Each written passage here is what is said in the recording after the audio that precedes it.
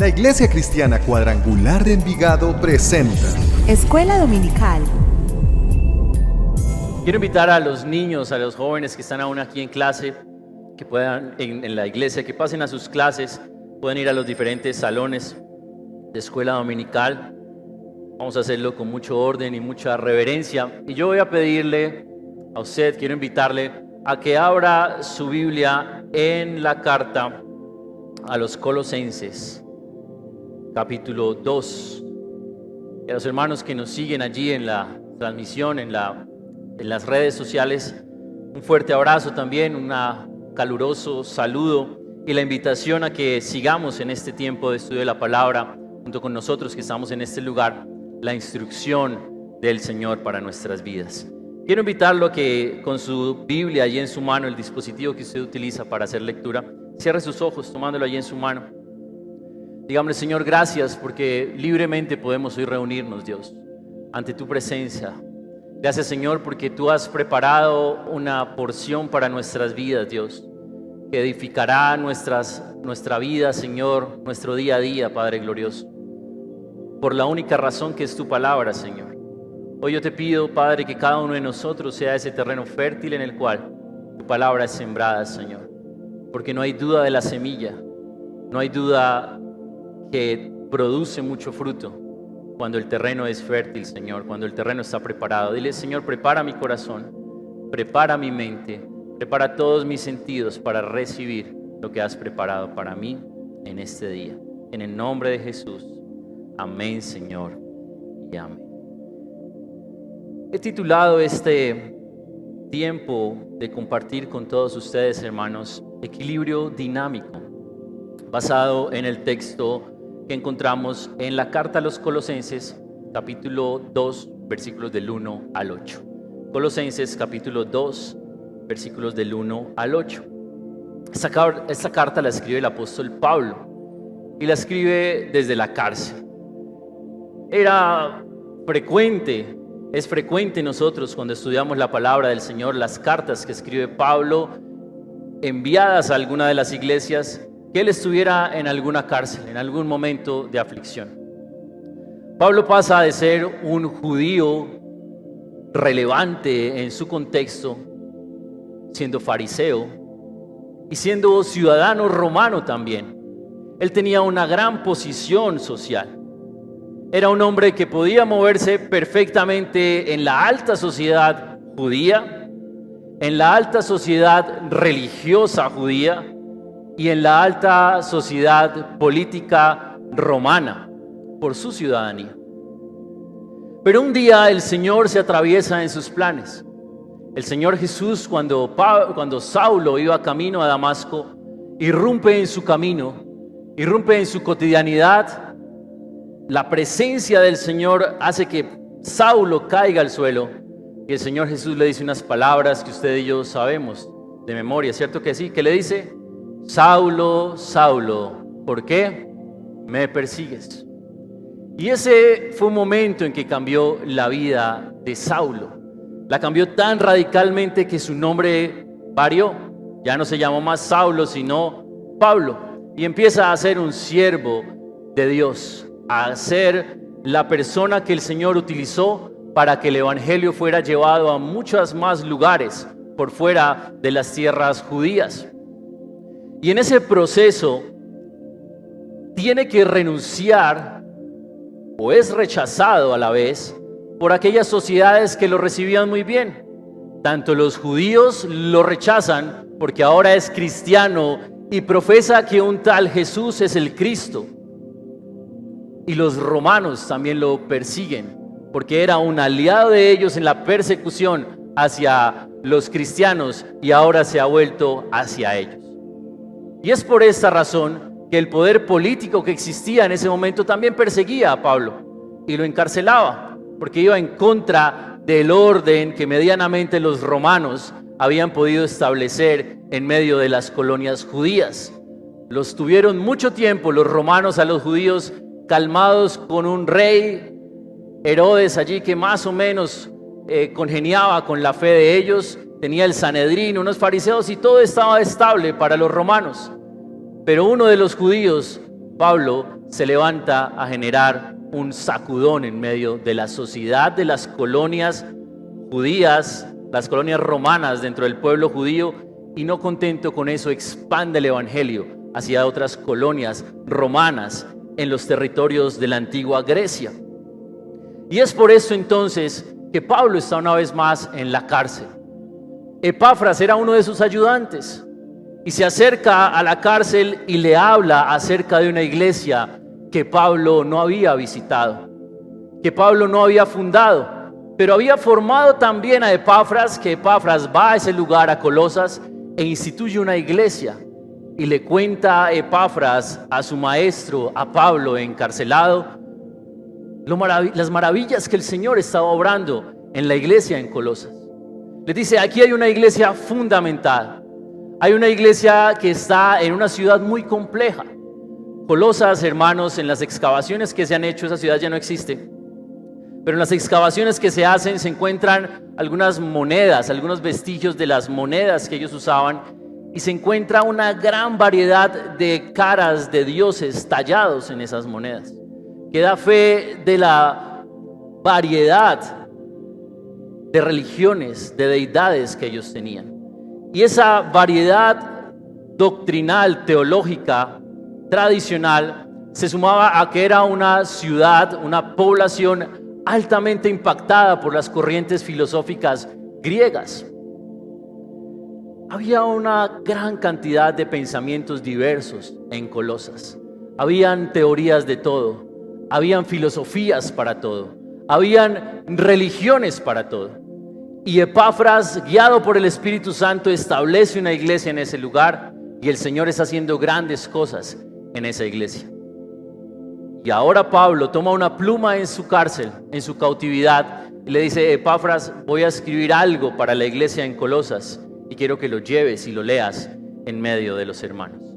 El capítulo 1, hermanos, establece las bases teológicas y doctrinales que Pablo quiere reforzar en la iglesia de Colosas. Establece a Cristo, a Jesús, como lo único necesario en nuestras vidas. Establece a Cristo como el Señor y Salvador y como el cumplimiento de las promesas para el pueblo judío en el Antiguo Testamento y la apropiación que por gracia usted y yo y los de Colosas podemos hacer por la gracia salvadora del Señor Jesucristo. Y ahora el capítulo 2 comienza de la siguiente manera. Porque quiero que sepáis qué gran lucha tengo por vosotros y por los que están en la Odisea y por todos los que no me han visto en persona. Pablo dice, yo tengo algo en mi corazón porque no he podido ir a visitarlos, pero en esa carta que él está escribiendo quiere transmitir lo que el Espíritu Santo direcciona en su corazón para una iglesia fundamentada en la palabra y expuesta a una sociedad llena de corrientes filosóficas, religiosas que querían sacudir la mente del creyente. Recuerden que ellos no eran nacidos en el Evangelio.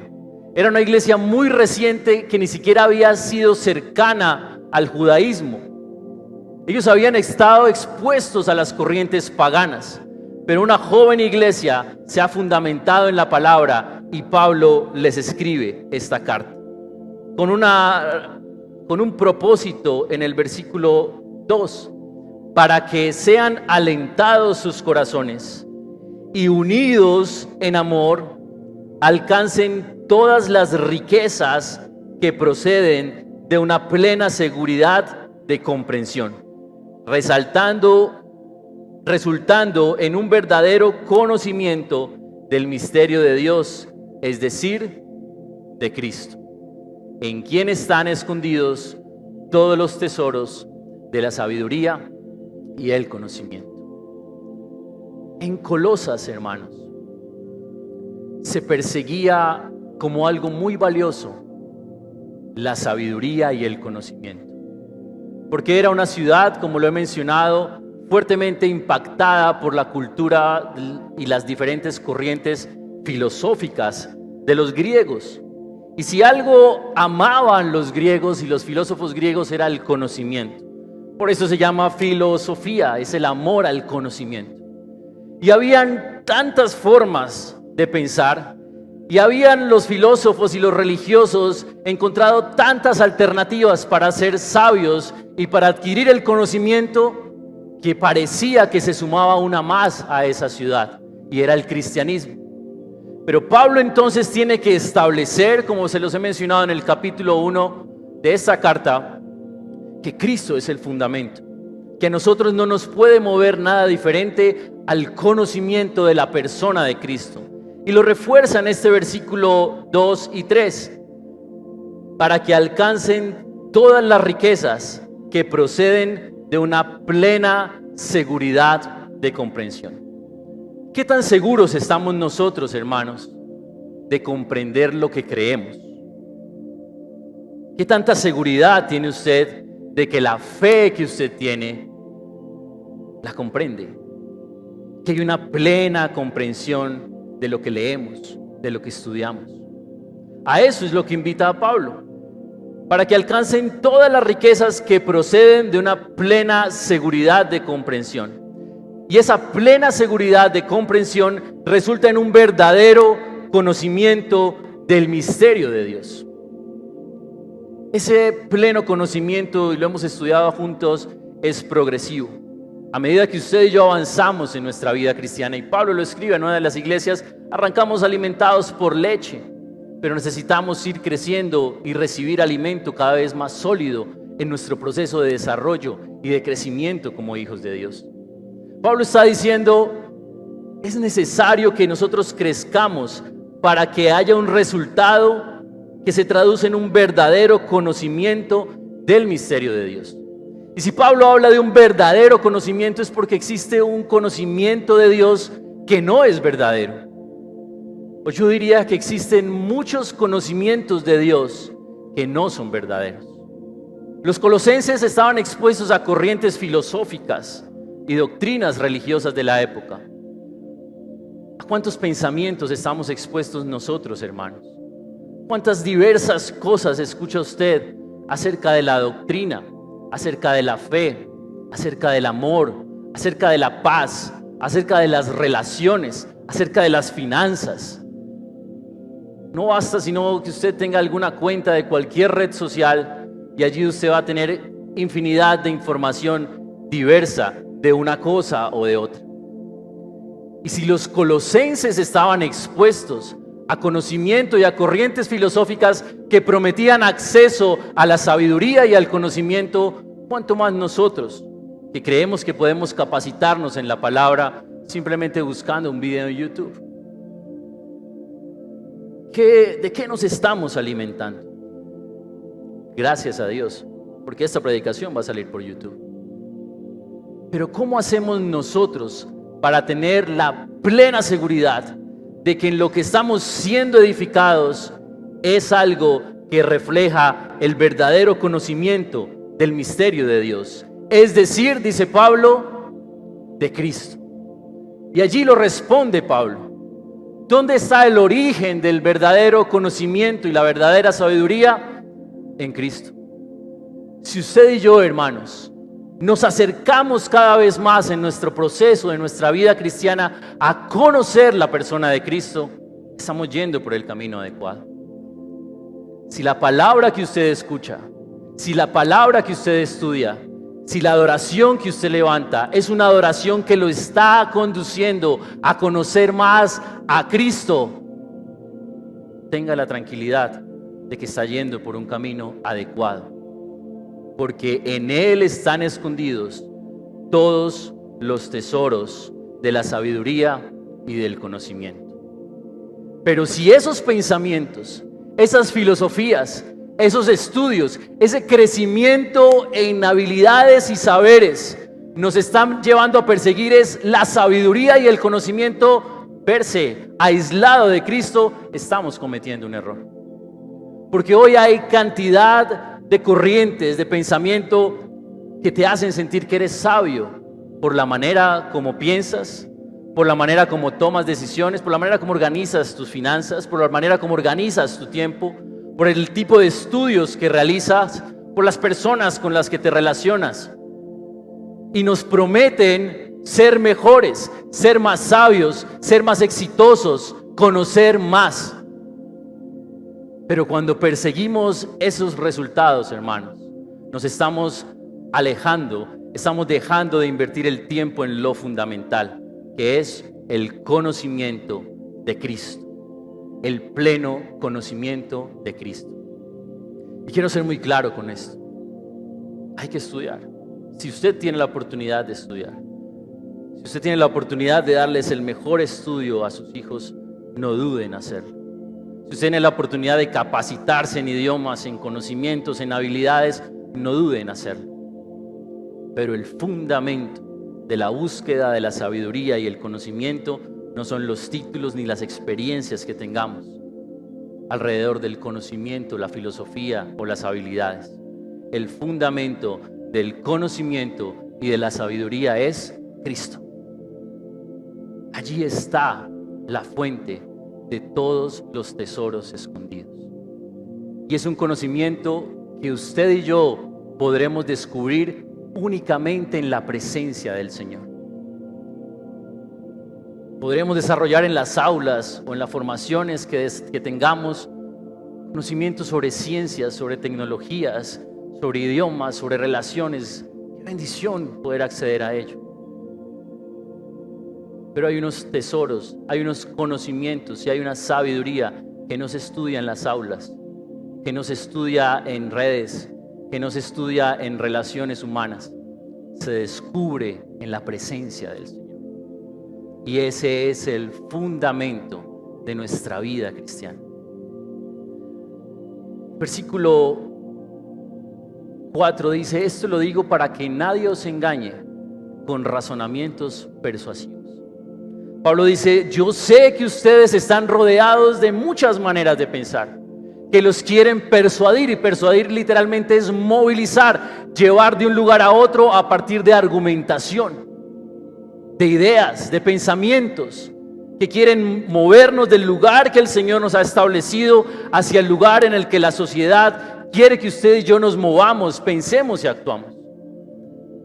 Entonces hay un deseo del enemigo de llevarnos a lugares lejanos del cual el Señor nos ha establecido. Y Pablo dice: para que ustedes no sean conducidos a lugares erróneos, fundamenten su búsqueda de la sabiduría y del conocimiento en Cristo. Y nos entrega unas herramientas en el versículo 5, diciendo: porque aunque estoy ausente en el cuerpo, en forma física no estoy con ustedes, sin embargo estoy con vosotros en espíritu, regocijándome al ver dos cosas veía Pablo en esta iglesia. Lo primero es vuestra buena disciplina, y lo segundo es la estabilidad de vuestra fe en Cristo. Hay dos características que destaca Pablo en la iglesia en Colosas y de las cuales debemos aprender nosotros. Una iglesia que se fundamenta en la palabra, hermanos, es una iglesia que se disciplina en conocer su fe, en tener plena seguridad de que comprende lo que cree, de que no es un dogma, que no son prácticas, que no son hábitos venir usted y yo un día como hoy. Gloria a Dios por este día en el que recordamos el partimiento del pan, el aposento alto. Que eso no se nos vuelva tradición. Que en unos minutos, cuando usted y yo estemos allí, comprendamos qué es lo que hay en nuestras manos, qué simboliza lo que está ahí. Que escuchemos lo que el pastor dice y digamos: eso tiene sentido en mí, porque tengo pleno conocimiento, pleno entendimiento de lo que estoy haciendo.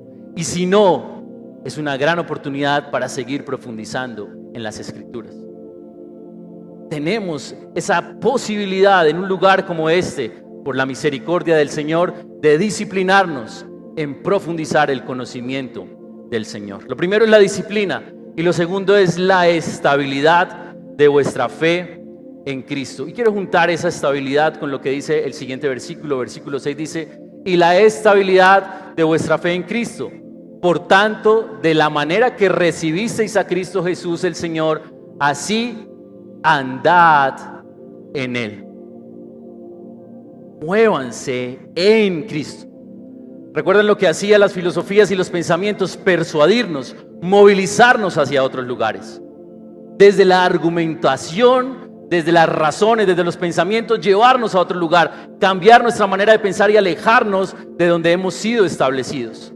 Pero usted y yo hemos sido establecidos en Cristo y nos movilizamos en Cristo. Porque la fe que Pablo reconoce en los colosenses es una fe estable, no estática. Y hay una gran diferencia entre esto.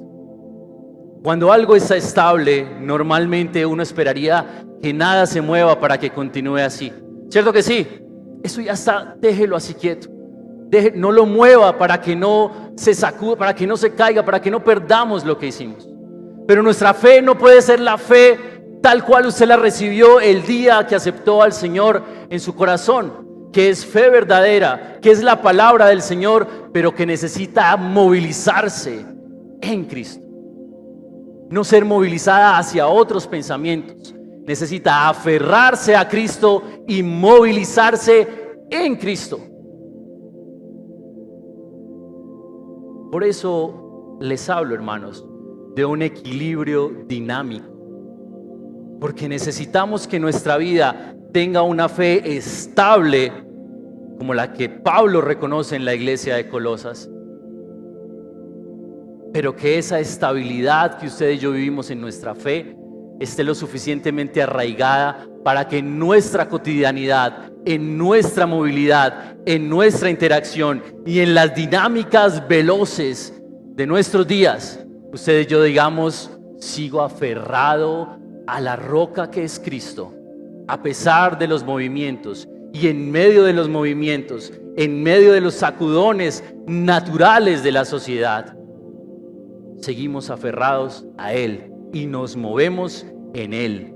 Nuestra fe, hermanos, es una fe que debe llevarnos a tener un equilibrio dinámico, creciente, que nos movilice, que aferrados a Cristo, usted y yo podamos salir de este lugar a donde sea que el Señor nos lleve, sin que perdamos nuestro equilibrio, nuestro centro, nuestra fe.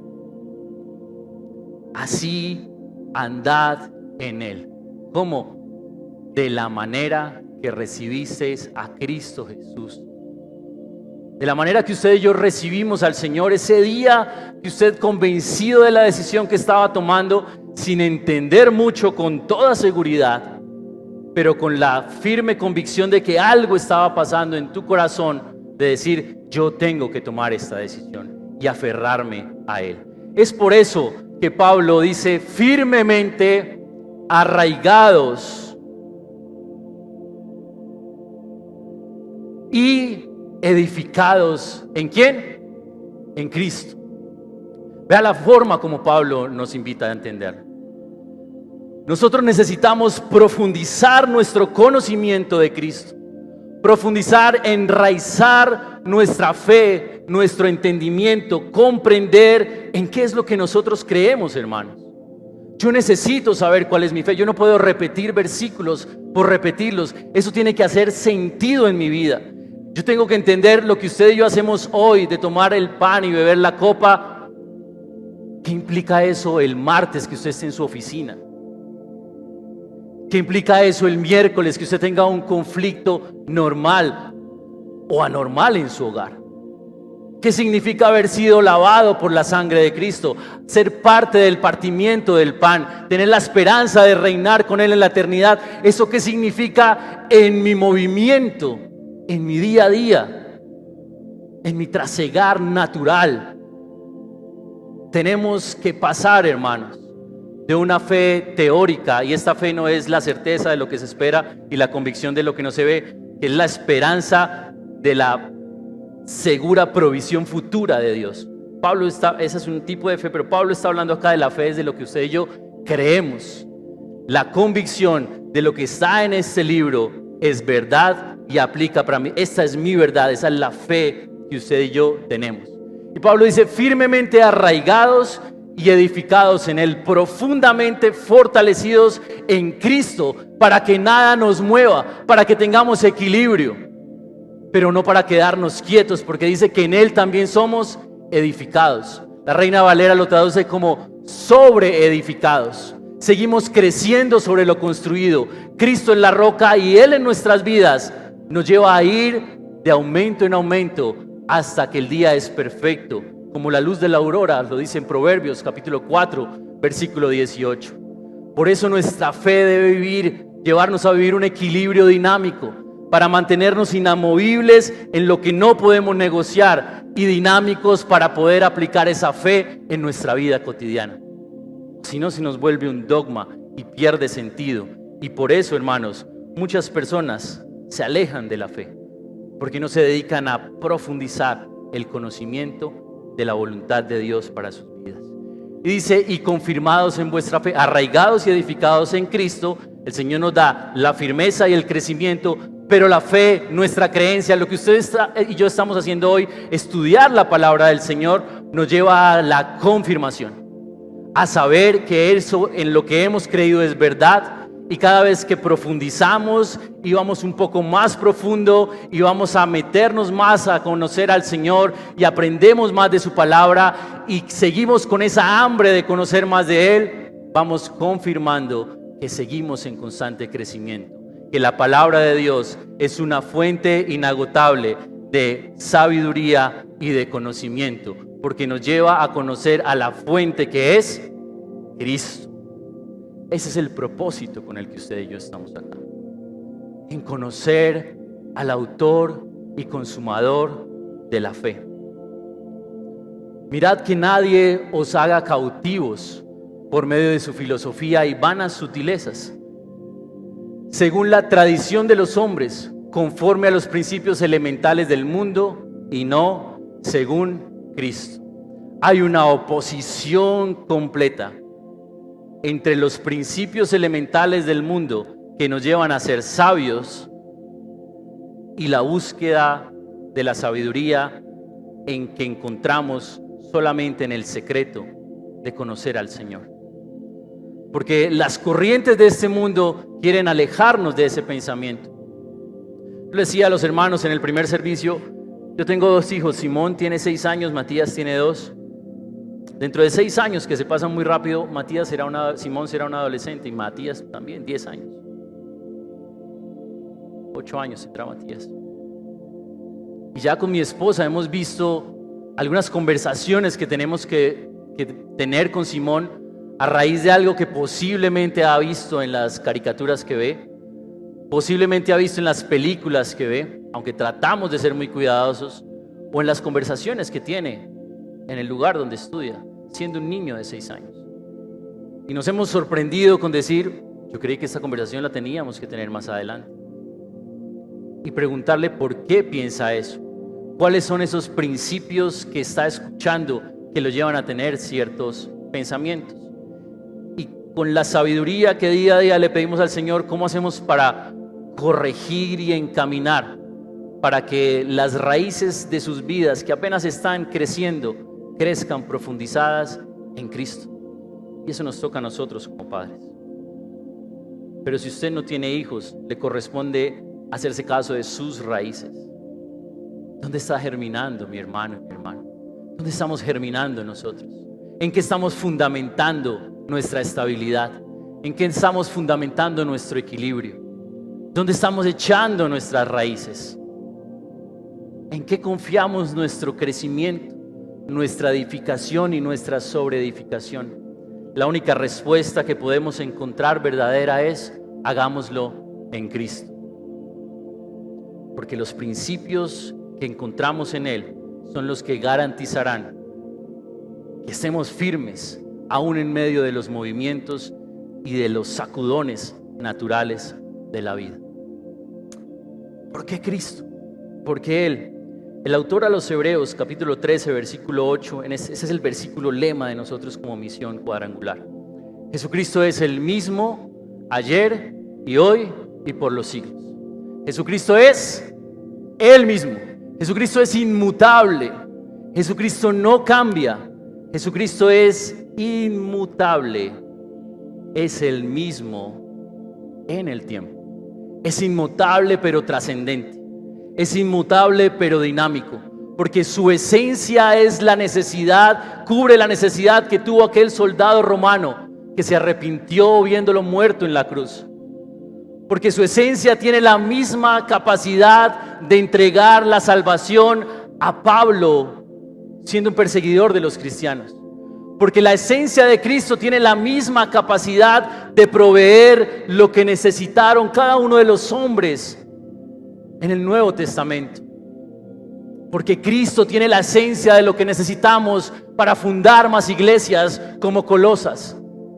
Porque necesitamos a Cristo, la misma esencia, para el martes en la reunión de su trabajo, para el miércoles solucionar el conflicto en su hogar, para el jueves acercarse a hablarle a alguien de Cristo, para el viernes resolver una situación cotidiana, para el domingo volver aquí y sentirnos plenos en la presencia del Señor, recargarnos para consolidar nuestra fe aquí unidos, reunidos y decir: tenemos más, queremos más, pero tenemos que salir a enfrentar la realidad con el inmutable, con el que no cambia, que es Cristo, que es relevante y trascendente ayer, hoy y por los siglos. La esencia está en Cristo, para lo que se necesitó ayer, para lo que yo, Camilo, necesito hoy y para lo que mis hijos necesitan en el futuro. Es Cristo. Fundamentemos, hermanos, nuestra fe en Cristo. Unos versículos antes, el mismo autor escribe a la iglesia diciendo: puesto los ojos en Jesús, el autor y consumador de la fe. ¿En quién ponemos los ojos? En Cristo. El mismo en quien echamos raíces es en quien nuestros ojos deben estar puestos. ¿Sabe por qué? Porque los hombres fallamos y somos expertos en eso. Porque el discurso se vuelve obsoleto cuando Cristo no es el centro. Porque las dinámicas de la exposición bíblica se vuelven irrelevantes cuando depende del expositor. Cuando el enganche del pueblo del Señor está en el hombre y dice: a mí me gusta es esta persona, a mí me gusta es esta iglesia, a mí me gusta es cuando canta aquel o aquella, a mí me gusta es ir a este lugar porque se acomoda a lo que yo creo que es correcto. Todo eso cambia, hermanos. Todo se transforma. Los hombres fallamos. Las metodologías fallan. Lo que era muy dinámico se vuelve obsoleto. Pero lo único que no cambia es Cristo, porque es el mismo ayer y hoy y por los siglos. Y en Él es que enraizamos nuestra vida, edificamos nuestro futuro, y en su palabra es que venimos a este lugar a recibir la confirmación de que eso es verdad, y lo que usted y yo hemos creído es la verdad del Señor y la comprendemos, tanto que entre semana la usamos allá afuera. Amén. Solo para finalizar, hermanos, lo que dice la parte final del 3: para que no os canséis ni os desaniméis en vuestro corazón. Si sus ojos, hermanos, si mis ojos, hermanos, está puesto en alguna otra persona, en alguna otra situación, en algo diferente a Cristo, nos cansaremos y nos desanimaremos en nuestro corazón. Arraiguémonos a Él, crezcamos en Él, y juntos aquí profundicemos en el conocimiento del Señor para que confirmemos que usted y yo hemos creído en la verdad, para que confirmemos que es necesario seguir aprendiendo la verdad. Pablo mismo lo dijo: yo no pretendo haberlo alcanzado todo, sino que continúo la carrera, que esto no se acaba. Los animo a que continuemos juntos, hermanos, edificándonos, apoyándonos como iglesia, profundizando en el conocimiento de la palabra del Señor para vivir un equilibrio dinámico, estar arraigados, estar firmes en medio del movimiento que tenemos que realizar en nuestra vida cotidiana. Te invito a que cierre sus ojos un momentico, si les es posible ponerse de pies. Pongamos nuestro corazón. Hoy celebramos, hoy conmemoramos, recordamos lo que ocurrió en el aposento alto.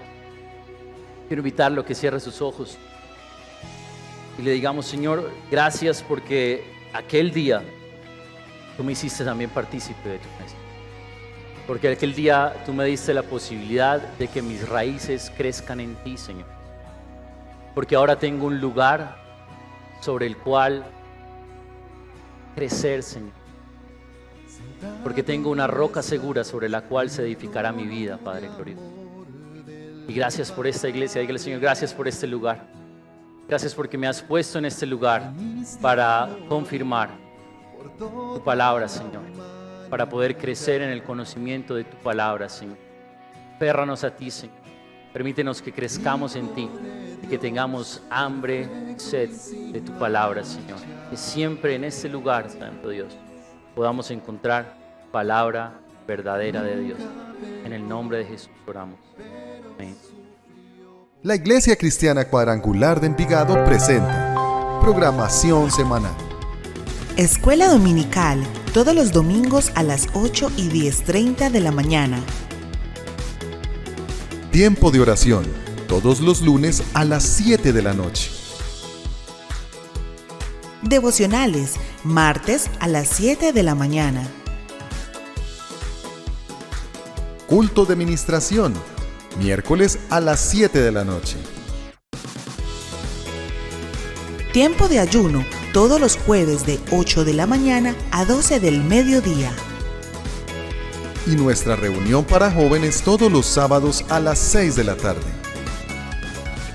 Esta es la programación que nuestra iglesia trae para todos ustedes. El Ministerio de Parejas de la Iglesia Cristiana Cuadrangular de Envigado invita a todas las parejas de nuestra iglesia a vivir un tiempo muy especial en su encuentro Afianzando la Relación con los Hijos. Deuteronomio 6, versículos 6 al 7. Viernes 14 de julio a las 7 de la noche. Te esperamos. El Ministerio de Varones con Propósito de la Iglesia Cristiana Cuadrangular de Envigado invita a aquellos guerreros de nuestra iglesia a un encuentro muy especial, donde aprenderemos a fortalecer la fe cada día con base a las Escrituras. No se pierda nuestro encuentro Fe Creciente por el Espíritu, Efesios 6:16, viernes 21 de julio a las 7 de la noche. No se lo pierda. El Ministerio de Mujeres de Impacto de la Iglesia Cristiana Cuadrangular de Envigado invita a todas las mujeres de nuestra iglesia a vivir un espacio pensado solo para ti, donde aprenderemos la importancia del cuidado integral de nuestro cuerpo como templo del Espíritu Santo, consagrando tu cuerpo. 1 Corintios 3:16, viernes 28 de julio a las 7 de la noche. No te lo puedes perder.